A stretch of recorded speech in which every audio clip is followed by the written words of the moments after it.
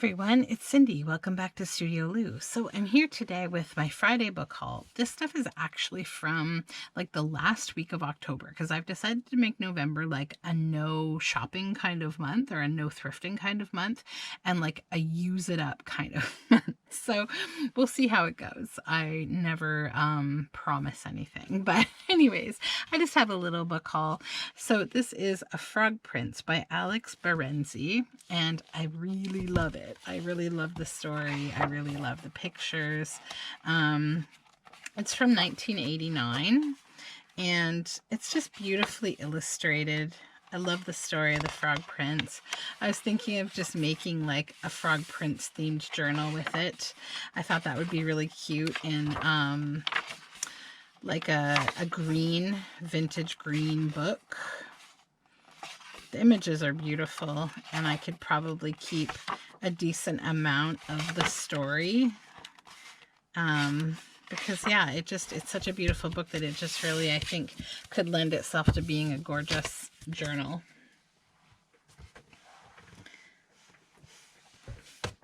And then this is The Garden of Earthly Delights. It's a coloring book by Adriana Picker, A Lush Wonderland of Coloring for Adults. So it has beautiful images. A few of them are colored in, but it has lots of mushrooms. So this is an Australian artist. So like you get little bits like that are colored in like this. But I could probably tea dye and that would wash a lot of that away because I actually think it's wax crayon. Worms and snails. And these flowers and little insects. More snails and mushrooms, fungi, mushrooms. There's a fairy circle. Yeah, the majority is not colored in. There's just those few pages at the front, I believe. Feathers and moths. Just beautiful pages.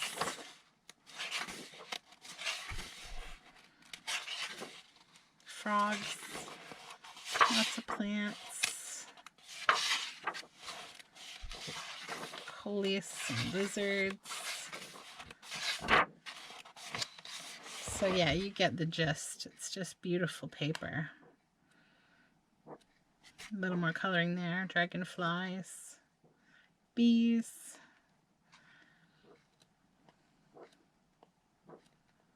hummingbirds. Yeah, really pretty.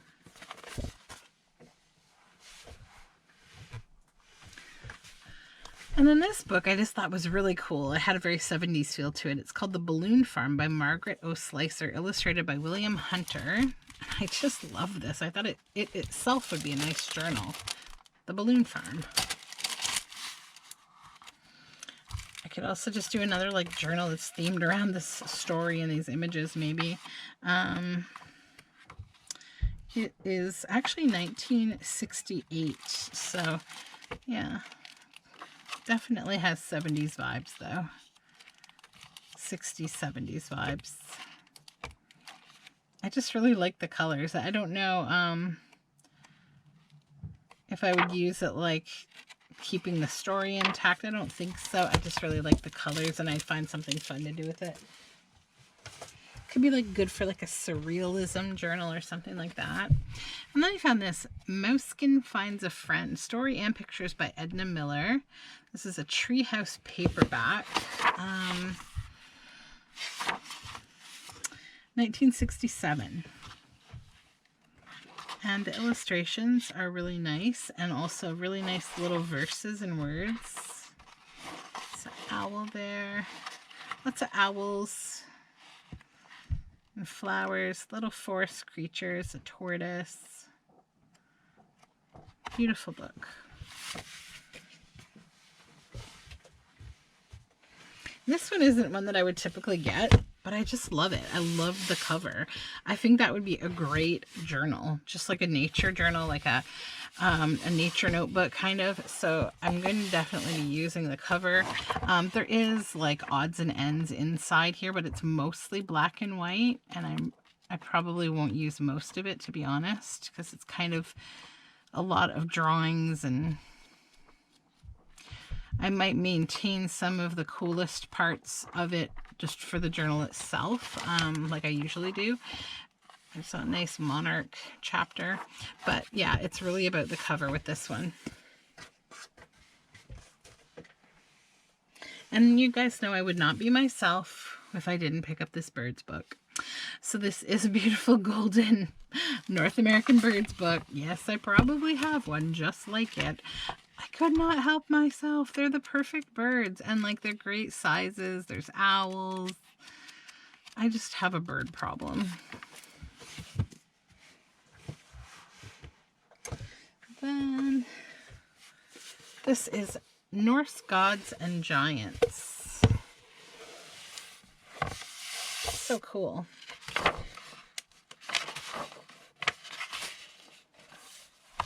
So just kind of flip through. There's a few different styles of illustration in here. Not all of which do I see myself like being my style, but then, you know, I end up making certain journals, and I have like certain challenges I take part in, and then surely enough I find something that I think I wouldn't use, and I use it a lot. Like I never thought I would need to pick up a lot of mythology or monster type books, but like I've used so many of them.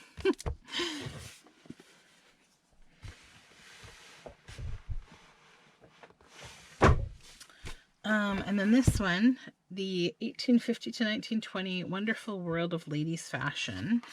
So this is just a beautiful book. What year is it from? 1971. So obviously lots of nice black and white images of fashion. I really love this one. She's really cranky. I kind of like her. She's got relevant vibes. Yeah, but beautiful pictures, like perfect for paper doll making, or cutting out hats, and it's just a gorgeous book.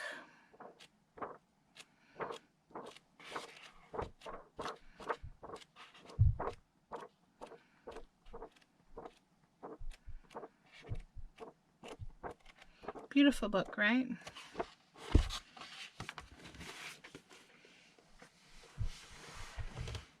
And then the last thing I have is this.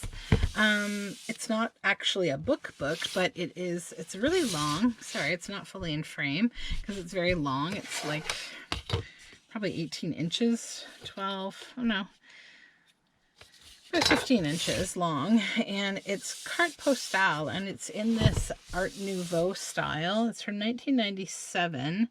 It's a reproduction of an antique postcard album unearthed at a Parisian flea market. Harks back to an era when postcards were small treasures from faraway lands. So I'm not exactly sure what I will do with it. I have a feeling I might cut it down and make a journal out of the cover, because it's just so big. It would be kind of impractical unless someone wanted specifically this kind of thing. But why would you?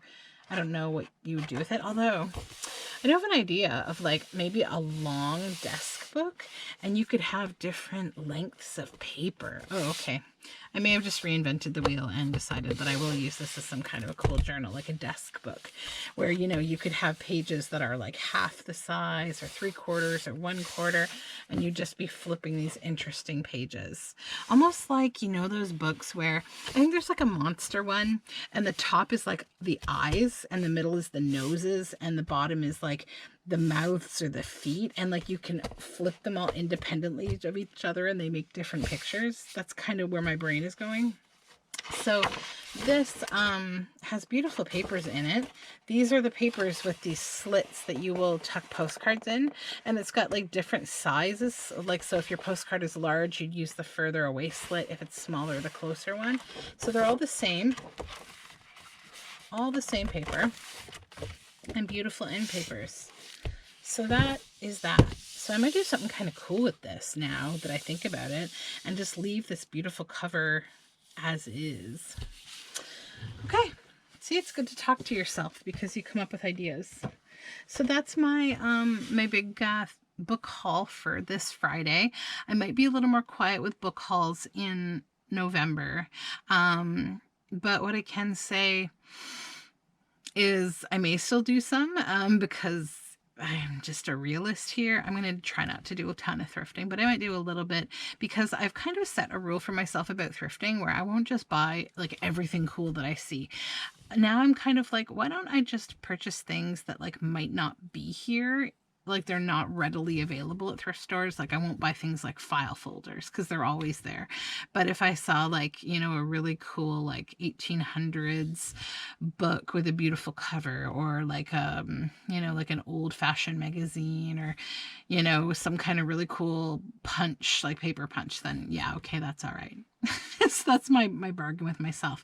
But I won't go thrifting on purpose. I will donate and maybe browse a little.